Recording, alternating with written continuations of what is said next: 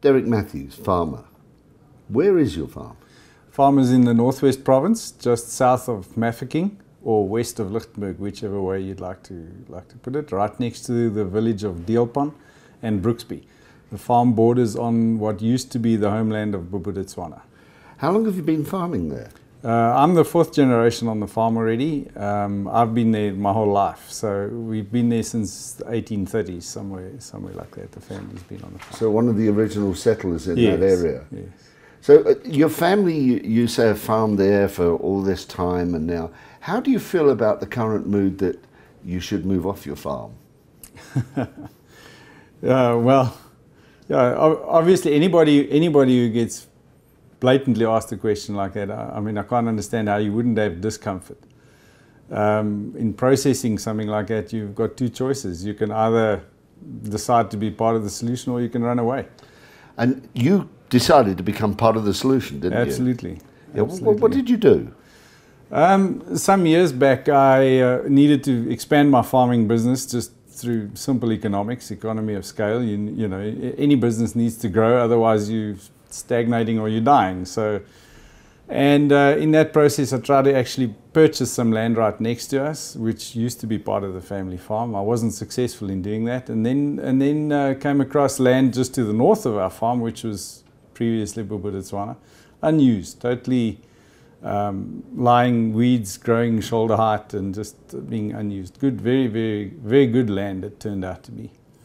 And I went along and tried to negotiate to gain access to the land, but you must understand that at that point it was purely an economic driver. The benefits we've derived subsequent to that have been enormous, far beyond our expectations. In any case, I went down to the village after the chief arranging a meeting with the people. Let's understand, this was black-owned land as such. Absolutely. It's been black-owned since the 1930s, since the Tribal Trust Act. So they have had access and have been, there have been a number of projects and means of working this land, and it's been productive and then fallen unproductive and so on. But at this point in time, I found a village which was hungry, with a great farm that wasn't being used. In any case, I went about negotiating, saying, what is the deal here? Basically, the people asked me, well, what is your contract? I said to them, well, this is not quite right, because I'm an outsider. I'm wanting to gain access to your land. I need to know from you what your contract is. Immediately establishing the ownership back to where it should be. And from that point, we negotiated a sharecrop situation where I work the land and I give them a share of the harvest. And that is the net effect. If we want to shorten the story, the net effect is basically that subsequent to that, the community is food secure, firstly, and they have an income of depending on the crop size every year. I'm going to interrupt you there. How does it work? I mean, the logistics of it. I think that's what everybody wants to know. A sharecrop system basically works on a farmer, an entrepreneur with the means, goes in and he gains access to the land by his rental that he pays is a share of the harvest. So in that way, the risk is shared. If the crop is bad, the rental that he's going to be paying is low. If the crop is great, then the rental that he's going to be paying is a lot more. So it makes it manageable for the entrepreneur, and it also gives the community the benefit when there's a bountiful harvest, then the community also benefits by it. So what happens is basically that the going rate at the moment is 10%, is 1/10 share. I went in at an 1/8 share, which is basically 2.5% more than. Why did you do that? Maybe I'm just dumb. No, I don't think so. There must have been a feeling that you should do it. There must have been a reasoning. I think in negotiation, if there's a losing party and a winning party in any negotiation, actually both parties have lost. You've got to, I always felt I've got to be able to give something a little bit more to the, I've got to be able to give something more which will basically buy me a longer term, which will basically make the whole system more sustainable. So I can't really tell you economic reason, there's not really a sound economic reason for offering them more. Yes, conscience maybe. It's not a political conscience, if that's what you're getting at. It wouldn't have been for, I wouldn't have said, oh, okay, it's been so terrible in the past, I need to give these people something back. I think it's just generally built on something of being fair, of being absolutely fair. The greatest change in the whole thing came when an old lady, we were sitting having this discussion, and you can understand there was quite a measure of distrust. And eventually an old lady said to me, listen, just come and work my land, I am hungry. So that kind of changed the whole thing. And I immediately said to the chief, I said to him, tell whoever wants to bring their land into the project, we then called it a project, tell whoever wants to bring their land into the project that they can go down to the local mill and they can draw a year's rations at the local mill. We'll deduct it off of the first harvest, and then we'll see that. So you paid for the grain seed? Immediately. I realized that there was a need. The immediate need was food. So we addressed that need immediately. So it started out, we had about 500 hectares that we were working that first year. And then that expanded to today where it's 1,400 hectares. Which is a lot of land. It's a lot of land, yes. And it's still successful. It's absolutely successful. Now, you said you did it out of fairness, but there came a reciprocal return of that fairness, didn't there? From the people. Yes, absolutely. About 3 years ago, we had a terribly low crop price. The grain price was uneconomically low. We had to sell our grain at below production cost.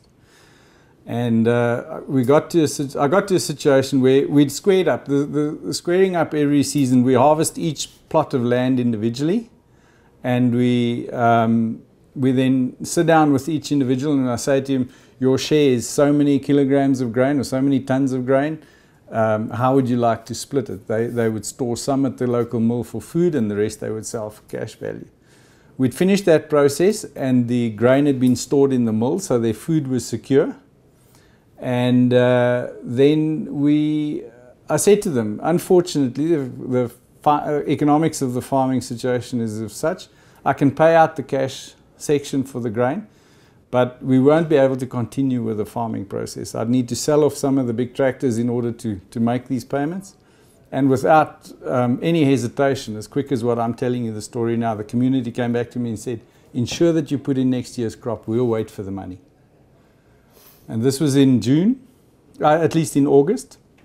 I went out and I hedged the low grain prices on the market. By the mid-December, we paid out the first 50%, and by mid-January, we paid out the full amount.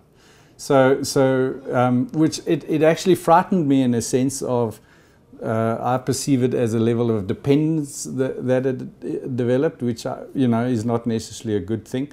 But it also kind of said to me, listen, we've done something here in this community which is of far more value than what any of us really realized. Have you ever heard of this being done anywhere else? I mean, do you?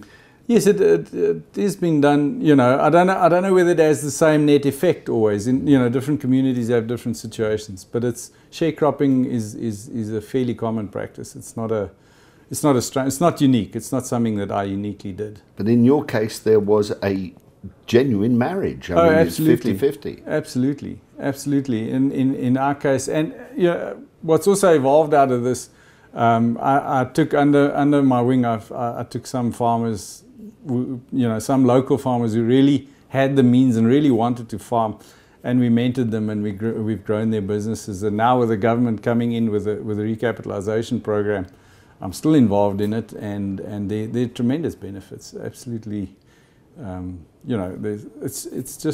it's actually a good story. It's a heartwarming story instead of all the bad news. Yes, and it's something that our family has nurtured for generations. Absolutely. I was going to ask you that question. What do the rest of the family think about this? No, well, my brother's also involved, in the community. He's got his own farming business, and he does his own thing as well, on his own scale. And I think the whole family, and my cousin's also next door, also involved. My nephew's, you know. So we're doing it. It's just a logical thing to do. It's the right thing to do. We're building a future for our kids. Is there a community spirit that goes with it? Well, if I tell you the story, the community are prepared to drag they're prepared to drag the chain with me to get to a certain point. Absolutely. Absolutely, there's a community spirit again. It sort of brings you to that saying, united we stand, divided we fall, doesn't it? Absolutely, yeah.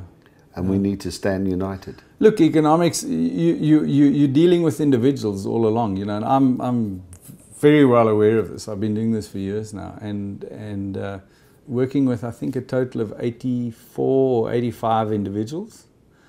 And you get guys that, for whatever reason, sometimes you don't understand it, they just come to you and say, listen, next year I'm doing my own thing, or I'm giving my land to somebody else, you know. And you might have made investment in the land in the sense of fertilization or liming or whatever the case may be.